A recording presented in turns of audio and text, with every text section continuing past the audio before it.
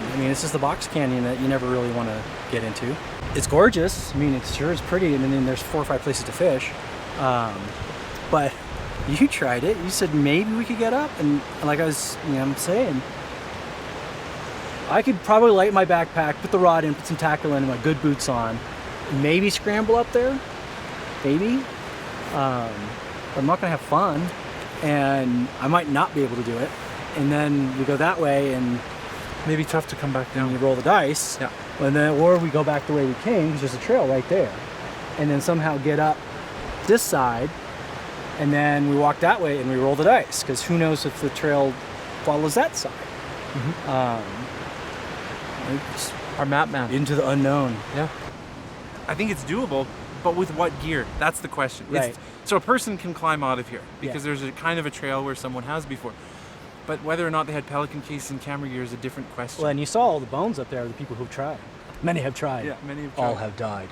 Well, possibly I'll go for a scramble, buck naked, up the side of this cliff, and then zip along the canyon top to see if So solo as a scout? Yeah, without even a fucking fishing rod. Well, to see what I can see, if this levels out and whatever else. And then you guys can fish down here 1 or 2 spots. If we never see you again, you either got hit by a bear or you got... You'll know what's happened when you hear shrieking. But the waterfall drown out the sounds of my cry. So. That's a good point. Yeah. Just shriek higher pitch. I'll roll into the water like good. Revenant or Chum.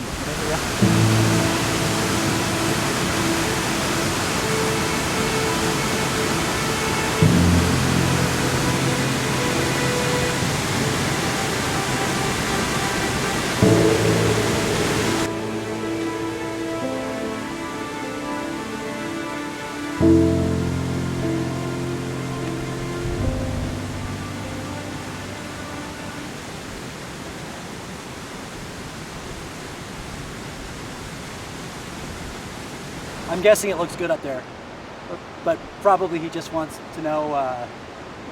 Wants us to know where he's leaving from. Say, I think he found the horse trail. Is my guess. We'll find out.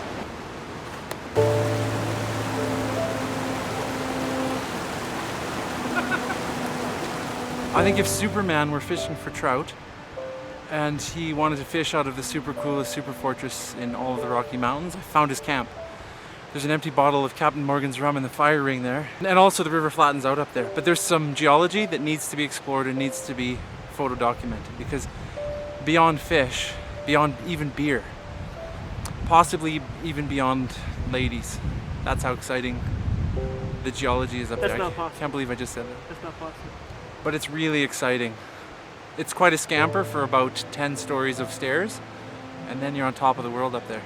We were so remote, and just no people, no boot prints, just nothing. We're just sort of in the middle of nowhere. Welcome to Canada. That's how it is here. Hey Hank, welcome to Canada. You know, like, we're not in a park. There aren't picnic tables or marked trails. It's just like, figure it out. You could use plant roots and trees to stabilize and grab yourself, but it was a bit of climbing on all fours with underweight, under load. It was quite a bit different than just going up in your hiking shoes. So we were definitely on the path less traveled, on the wrong side of the river, finding our own way on game trails, and that made it exciting, but also uncomfortable. The whole goal was to catch native cutthroat trout, and this is a trout species that I'd never caught. I've caught other cutthroat trout, but not the West Slope cutthroat, which is this cool little silver fish and they're called cutthroats because they've got a red line right under their gill plate. And we had no idea how big they would be. We were hoping they would be 30 centimeters or better. The Ram is in the headwaters of the North Saskatchewan River, which runs through the city I've lived in my entire life. And the more we explored other places, the more I realized that there was this knowledge gap for me and this kind of terroir disconnection with my own water supply. So going upriver into pristine wilderness was really appealing. Before pushing further upstream, it made sense to at least fish this spot while we were at the base of these falls to try and see if any of these holes held any fish. If you're fishing hard streams like that, you're looking for back eddies, you're looking for places where the fish can kind of hang out. And because trout and striped bass and a couple other species, they're ambush killers. So they'll like to sit and they'll see something and they go flap and they come out and get it. So they will sometimes hold in riffles behind rapids because that's easy pickings because they can sort of sit behind a rock in the middle of the stream and come out and get stuff. But generally they're going to be in a pool. I don't fly fish. I'm terrible at it. So I was using conventional gear and used things like Panther Martins and Mepps spinners and little Rapalas and things like that, Cast Masters. And you're basically looking to kind of pop and put it right in the exact spot and then kind of work the lure and hope a fish is there.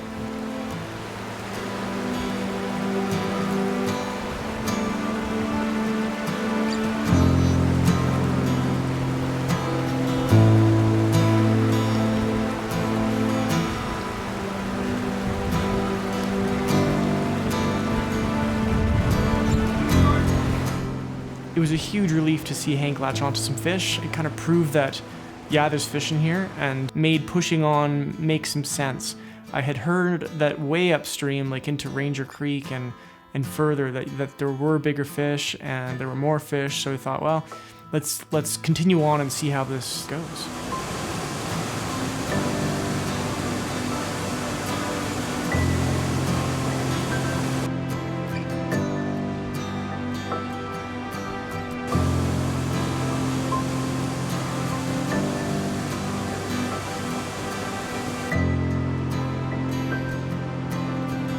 There are rivers and there are rivers. All rock, glacier stuff, turn cobbles, trees growing on the side like this. And it makes getting around not great. This is roaring waters, super ice cold over rocks. To the point where in some of the places that we were fishing, you could hear like roar, roar, roar. And it was the current moving the rocks under the water, and it sounded like sort of giants walking around. It was hard to get into.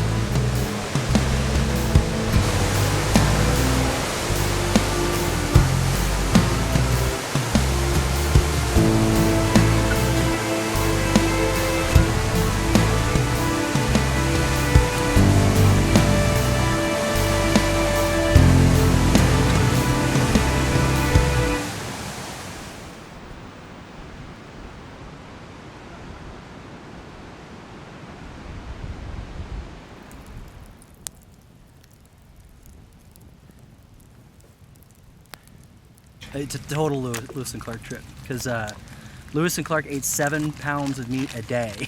That seems fair. Can you imagine how stopped up those guys must have been? Well, but that's true. They ate 7 pounds of meat and then like 1 million Saskatoons. That sounds like my life. It's like pemmican deconstructed. Yeah. I am glad that we got proof of concept, but we did catch some fish, so that was good. No keepers yet, but thanks to your exploration, hopefully we're gonna lay into the bigger ones tomorrow. But I'm really glad that we got at least that there's fish in that little box canyon, and so it was worth the day. I think we're gonna continue on and look for bigger pools with bigger water, so hopefully bigger fish and hopefully keepers. Because as much as I like camp food, I like fresh trout better.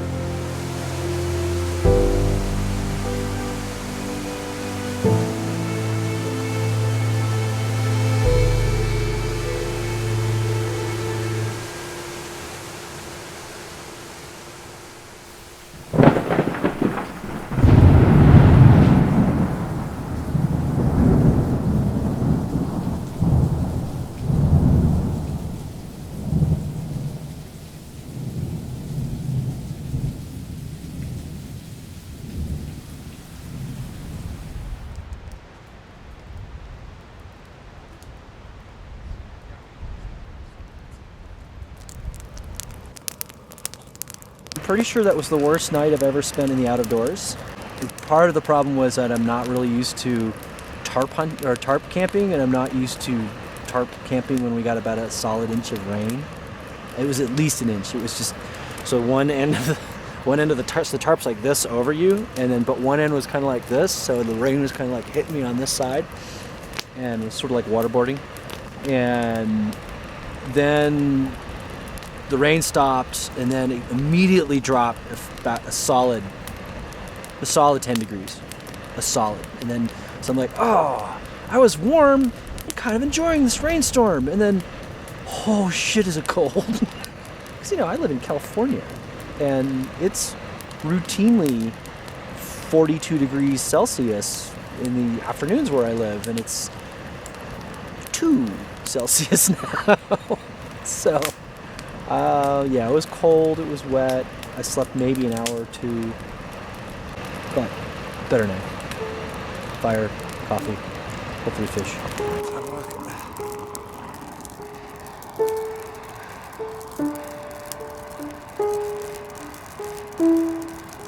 It was cold and damp and wet. I'm just, and then these guys get up and like, oh, that was kind of bad. I'm like, yeah, it was.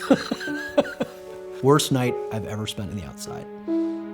We decided to leave our camp where it was. The location was pretty lovely, and decided to just take a day trip up river and see what we could find.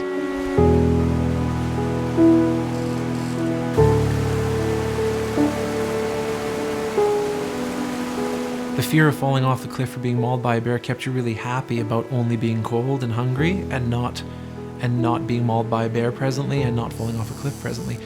I was hit by a wave of sadness laying in my tent with the storm, like just rain pelting the tent and then hearing the rush of the river behind me. And I was sad not because it was raining, but because I would have to very soon leave this tent camp. I'd have to leave Caveman Jeff on the mountain and then go back to thinking about what I woulda, shoulda, coulda, like about what didn't go right in the past and what I was worried about in the future. So I was sad not because it was raining, but because, well, really, because all of life can't be like this for everyone that I care about all the time.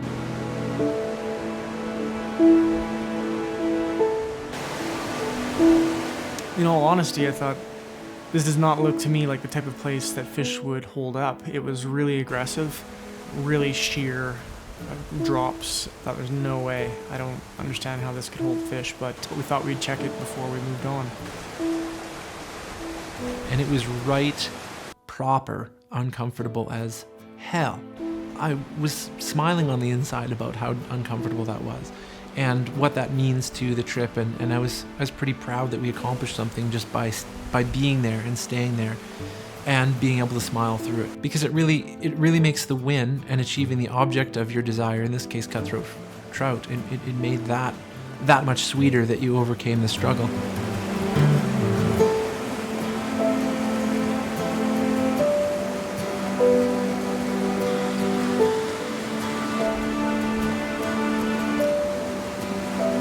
Concept. As we moved out of that really aggressive gorge, heading upstream into kind of a more flat area of the river, there was frost on the ground.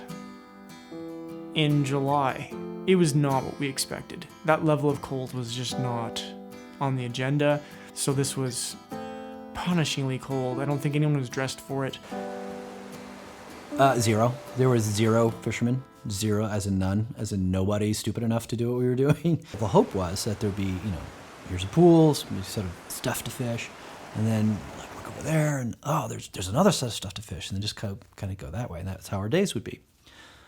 Not so easy. I don't think it's unfair to say that there was a fishable pool about once every mile. And it's not easy mile. I mean, again, this is all cobblestones or canyons or stuff. So a lot of times we'd have to kind of go back away from the river on the horse path to kind of come up and then say, well, I wonder if beat your way back through the bush to see the river and like, nope, no place to fish there. Go back, and then so it was a slog. I was really quite happy with the sun. The cloud goes over the sun and it's painfully cold. I have wet feet now, that's not good. Yeah, I have wet everything. We did some work, and you know, to the younger version of me, it was brutal, like absolutely horrendous pain and horrendous discomfort. I can't downplay that, but we never really that in threat of dying. We didn't do anything that reckless, but there are cliffs all around, and there's rushing water all around, and a misstep could have cost you a grievous injury or your life. And you're aware of that, so you're kind of walking that fine line to be careful. It's rare, I think, in life where you're forced to be so in the moment and where your mind is so focused on the present. And I find it a refreshing vacation for that reason. Even if the present is cold and painful, or hot and sweaty, or thorny and mosquito-y, or good to touch base with being present for a few days. I think it was nice to meet myself. I found myself right where I left me, in the present, on a hunting or fishing trip where you just have to exist in the present like an animal. Back into the bush, up mountain, find a horse trail, cut the horse trail, walk up the horse trail because it was easier walking than bushwhacking. And then eventually we'd start to hear the river again, and then we'd walk back into the river towards the noise of the river, and then look for some holes. Eventually, later in the day, ended up at Ranger Creek. It took me a while to realize that that's where we were. Ranger Creek was quite a ways up, but we had walked quite a ways.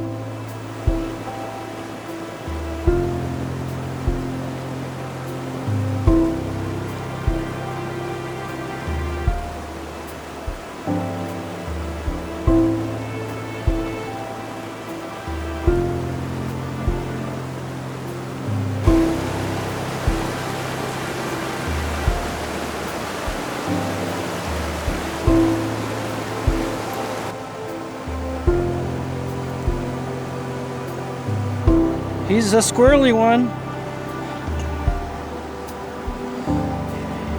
He's close to the keeper.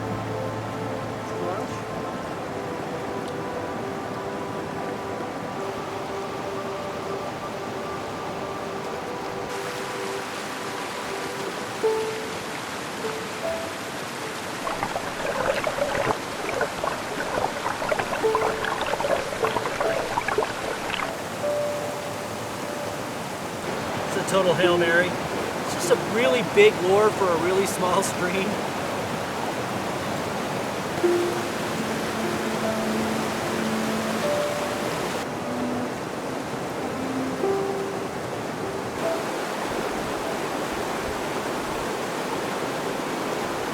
Not a keeper, but I'll take it. That thing's following it all the way in.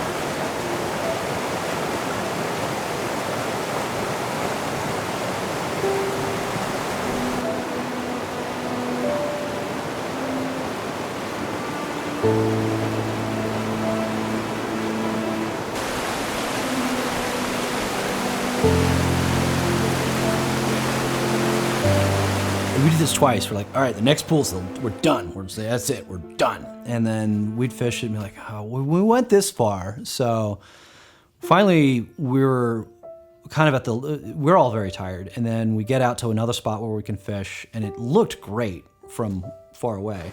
And we get on it, and it's like, you know, because basically when I get to a pool, I'll look at the water for a long while and think, okay, where can I fish? What's the right lure for that? You know, it's not like like a bass fisherman will, like, it's December and it's in the Ram River and it's Tuesday, so I'm gonna use that. And it's more like what kind of lure will actually get action in the space that is allotted to me by the pool. So I figure out what it is, and then and I'll stand there and I'll look, and I'll get ready. It's almost like when you get ready to throw darts. You know, you're kind of getting ready to, and because it's precisely that. It's throwing darts at a fish that you can't see. So, you know, you find a spot, and I like to work in a fan pattern. So, on the left, bam.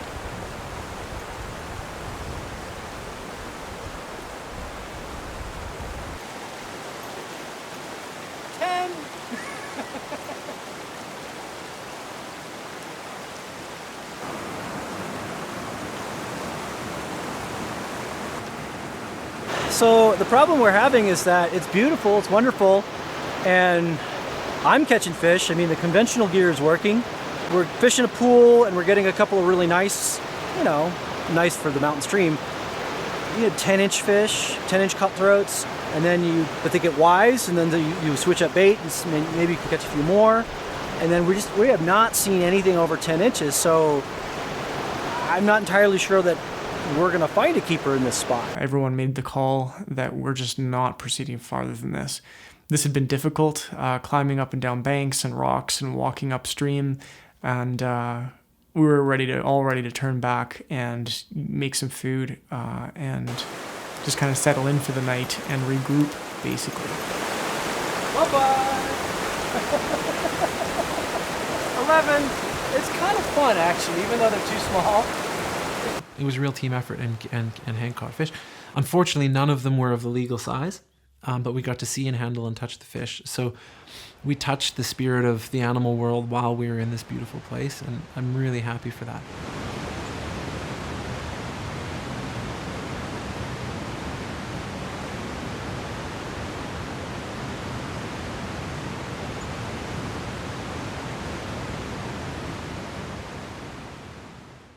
Put my forager hat on, like, all right, I've been to Rocky Mountains, 2,000 miles south of here, and how different could it be? The answer is really, really different. So I'm walking around, now I'm looking for stuff to put on a pan, and I'm not seeing much of anything. It's weird. It was a really austere environment. Lots of the same plants, but not a lot of diversity. And the only thing that I kind of saw over and over again was some fireweed. This is fireweed. It's a alpine, obviously, flower. And you can eat really all parts of it, but as it gets older, this stalk becomes not palatable. So you generally eat the leaves as like a spinach green, and then the very young shoots. The very young shoots are, you cook them like asparagus. They don't taste like asparagus. As I've said several times, foraging can save a ruinous day of fishing or hunting, and today would be one of those days. And this is crazy though. Like it's a hard time finding even the regular forage stuff that should be around in July, and fireweed is one of the few things that we're finding in abundance. So we're going to take advantage of it. As it turns out, the Ram River's in one of the first ranges of the Rocky Mountains off of the prairies, which is cool because it's close. But we would learn that it's also challenging because it's austere, both in just its physical geography and also insofar as what grows there. And it was an eye-opener. It was one of those things where plenty of water, not a lot to eat. And I've been in the opposite. I've been in places like the Sonoran Desert where there's almost no water, but there's tons to eat. So it was kind of an interesting eye-opener.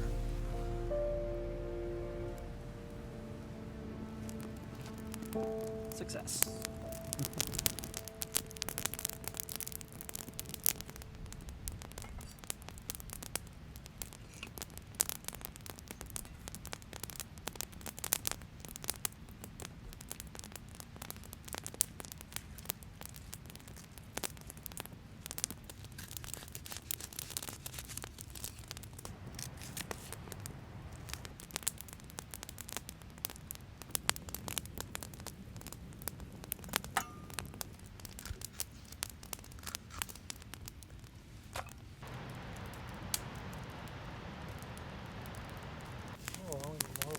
This is a kind of an interesting pro tip. That fingernails are not unlike bite force. So if you can nip it with your fingernails, it's not going to be unpleasant to chew. So that's too tough. There you go. You got onions and butter, always good. And then add the leaves and some of the tender stems.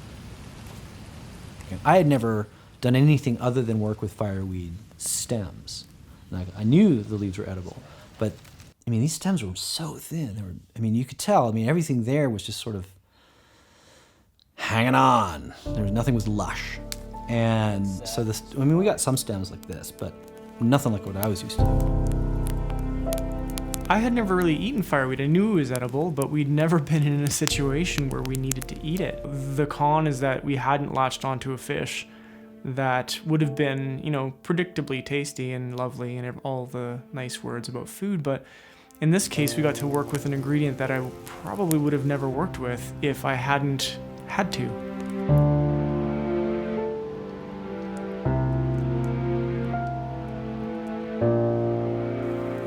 Obviously this dish needs a little bit, because I want to stew these greens, but what liquid to choose? So the last time we got together, we were all about the Molson Canadian, and I shamed you into drinking some. Apparently they almost rescinded your citizenship for it. But so then when I found out I was coming back, I thought, what are the most ferociously bad Canadian beers that we can find? And it was quite the Twitter conversation. We had everything from Labatt's 50 to TNT, which we have a can here and we're a little afraid to drink, but we'll get drunk and drink it later. And the universal acclaim of, yeah, it's really pretty bad, but you know, you could probably drink it, was Lucky Lager. Here it is, Lucky Lager, the secret ingredient to our fireweed, stewed fireweed greens with onions and butter. Sounds like Canada.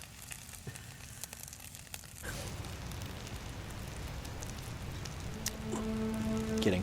It's fine.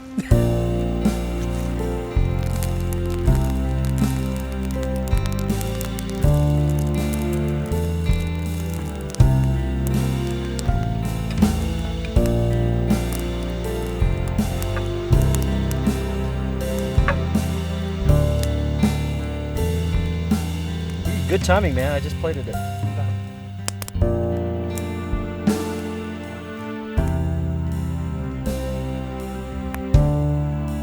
I was skeptical until he cooked it. It was hard to stop eating. I would have eaten plates of that.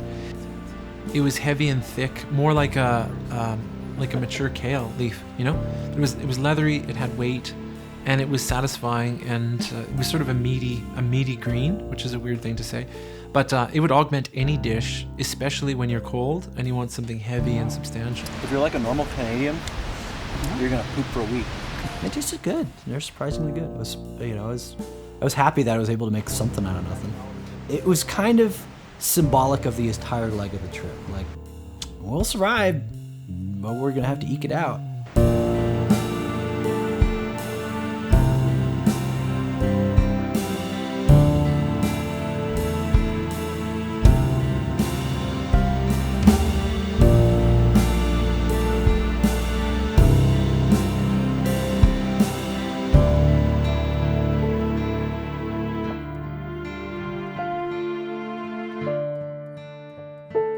Even if we could catch a legal trout, I don't think anybody wants to stay and do the same thing over and over and over in hopes to eat a fish that we might catch that was legal. So we really put our thinking cap on, you know, do we stay here? Do we ship out?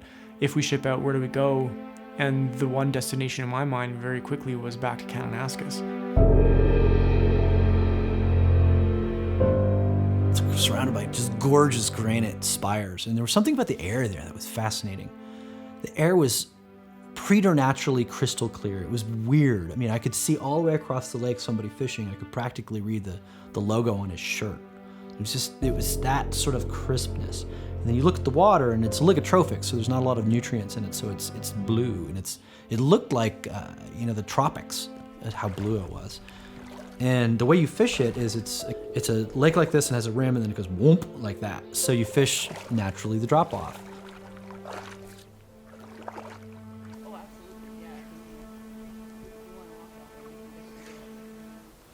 Just rise. All these, brook trout that some chucklehead decided to dump in the lake at some point were just rising on bugs everywhere. And then there's bugs everywhere. Very different from the ram. The ram, there was a couple mosquitoes maybe, but it was too damn cold. There was just no bugs in the ram. which is probably why the fly guys, Kevin and Jeff, did so poorly, because they're trying to run things on the surface, and the fish and the ram were eating fish. So that's why I was doing well. Whoop, complete opposite in this one. So this is this whole process. This whole week was just a process of learning to like, nope, they're rising. If they're rising, you need to run a dry fly. I used a casting bubble and then a long leader, and then I attached it to the fly, and then that caught a fish. So that's good.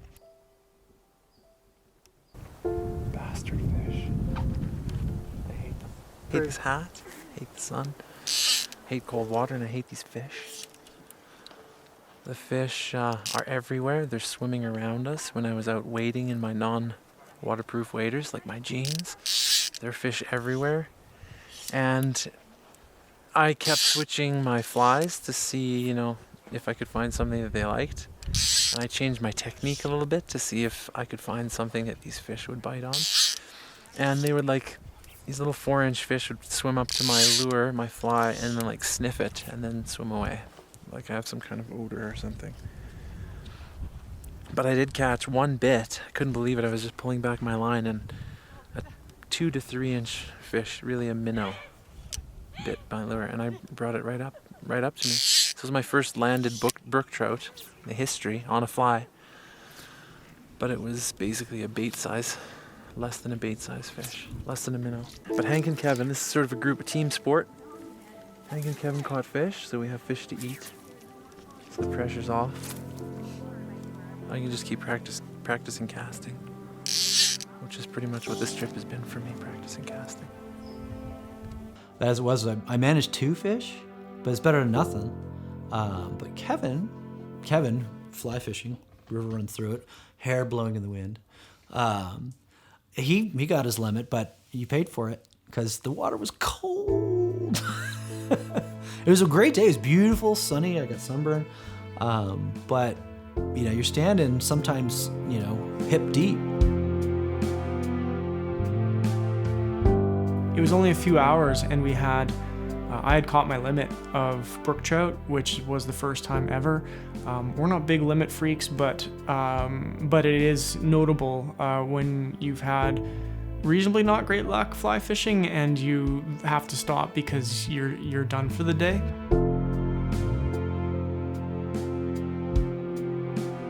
There's a thing about alpine trout fishing. So we have it in the Sierra Nevada, where sure you can keep fish, but you never. It's not going to be like here's my trout. It's going to be like here's my trout, and I'd never really done that before because again, I'm a saltwater guy and I'm so used to, bait fish that are this big. So I'd never really been jazzed about it. Like, yeah, whatever, I can, catch bait in the San Francisco Bay, it'll be fine. But this was our only option. So there's a whole bunch of lakes that would have been great, but some were catch and release only. Some had a giant grizzly bear sitting on them. Some were being burned. So the fates were conspiring against me on this one. So we're like, all right, here's my one chance. So we had 7 fish to cook for lunch, which was just a remarkably different outcome than in the Ram Valley. I am filleting a teeny brook trout because I want to eat the fillets and then take the remaining skeleton and fry it crispy. Hank's philosophy aligns with ours in that it's the exploration of what else? Yeah, and what else? Really, got him playing.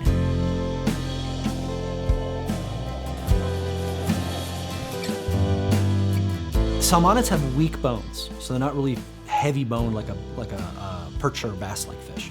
So what that allows you to do is to deal with them bones and all in a way that you couldn't necessarily do with, say, a yellow perch.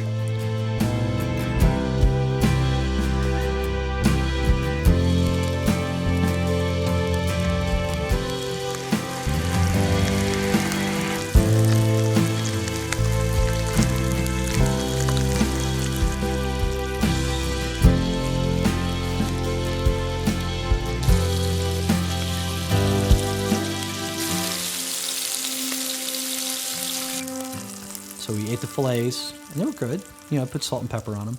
They were good. Nice. These brookies, because they're a char and not actually a trout, they're kind of kissing cousins, then they tend to have more of a salmony flavor to them. So they're stronger in the way that like a Chinook or a red or a silver is stronger in flavor than the rainbow that you're thinking of. So if you're watching this and you're like, I've had trout and then I've had salmon, think of that difference. And so the brookies, it's not quite like a micro salmon, but it's in the same, it's in that same space in your mind. So it's a vastly superior fish in flavor, even at these small sizes that we're talking about. And it's funny because if you're in the east watching this, you're having a heart attack that we actually killed brook trout because that's your native trout. They're not native west of the Great Plains. So the fillets are fine. And then what was next, though, the whole fish. And I would say, you know, if you're going to do a preparation in the field, this is the one. You get the benefit of minimizing waste because the flesh comes off the bone so well that you don't waste any flesh on the spine, and you get crispy skin. Those are two really key elements.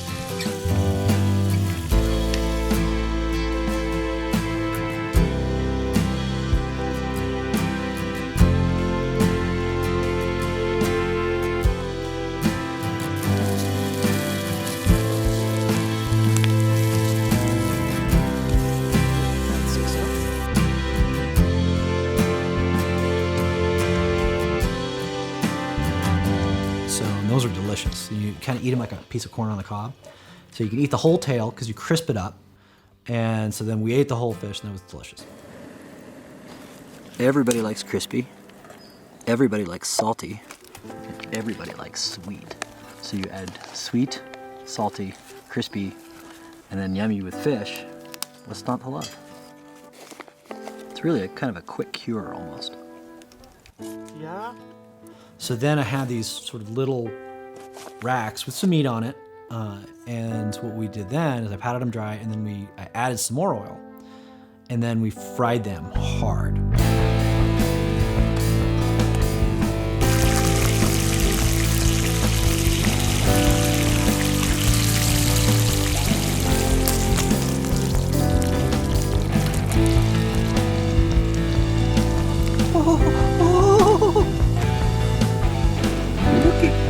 Looky. Oh, it's so pretty. That sugar caramelizes and the bones soften and the meat gets cooked and it effectively becomes brook trout bone bacon, and it was retarded good. I mean, it was ridiculous. If you don't think this is delicious, I don't want to know you. This is the best thing I've cooked in probably a year. I'm not shitting you. So they're like this big and you can eat every bit of it. Spine, tail, fins, everything. And it was remarkable. I mean, it's one of those great discoveries that I don't think I would have known to do unless I was faced with Kevin saying, yo, Hank, you need to make something that's vaguely interesting from a bunch of these tiny little fish. Oh, and you only have brown sugar, salt, pepper, and this much oil. Like, okay. It was one of these totally unexpected things that when you're faced with limitations, this is one of the reasons why cooking shows that give cooks limitations are so popular, is because not only are they fun for people to watch, they're fun for us as cooks to, how do you MacGyver this? And sometimes it comes out really well, and this was one of them. Eating waste, not to reduce waste, and not eating waste because you're starving, but eating waste because it's delicious. And then you're like, what is the waste all of a sudden, you know? You see, I had done that bone stuff and that fried bone stuff with sardines in the ocean before. And it's similar, but it's a very different flavor profile. And doing it with a trout is better. It's just better. And it's something that I want to do again. And it's to the point where I'm going to take this hard-won knowledge in the Canadian Rockies and take it to my own lakes in the Sierra Nevada, and I now have something new in my skill set, which I would not have had we not been in this situation. There's something very different about hiking your camp on your back with your gear and production gear up a valley in an austere space when it's cold and unforgiving and unhospitable, really. There's something different from that than getting into a guided boat scenario on the ocean and then catching, some huge fish and going home and going, I'm awesome. Well, sometimes nature needs to teach us we're not awesome, and that we're not, we don't just, win all the time, and that winning shouldn't even be on the agenda, maybe. But very quickly in this trip, I realized this is going to be a learning experience in all kinds of ways. So I hadn't really done a lot of backcountry camping. I hadn't done a lot of trout fishing of any kind. And it just there's lots of newness. So what ends up happening is it becomes less of a adventure grocery shopping and more of a skill building, character building kind of exercise. And, okay, maybe I'm not going to get a keeper fish out of this, but I want to catch something. So, all right, brain work. The second night, I completely changed my tarp setup to make it correct. And so I learned something there. And every kind of step of the way, you learn little bits and little bits and little bits, and it makes you a better outdoorsman, which is a good end in and of itself. But it also gives you don't get me wrong, I get skunked all the time when I do stuff. And it's important to know that. There's some people who think that when, great outdoors people were like, oh yes, we're always bringing in whatever it is that we want. It's super easy. Well, it's not. It's just not. There are plenty of days that are hard, and you get dinged up, and you get frustrated, and it's just part of the game. It really pushed all of us, I think. And for that reason, I think this trip was a huge success. Forget calories stuffed into your face or trophies or all that. If you're going to actually value doing something and kind of doing something that's more difficult and coming out the other side of it, having learned and pushed yourself mentally and physically, this was that trip. These are good trips for context, for putting all the other trips in context. When you are in an abundant situation, when you are in an easy situation, I think it helps you understand those times.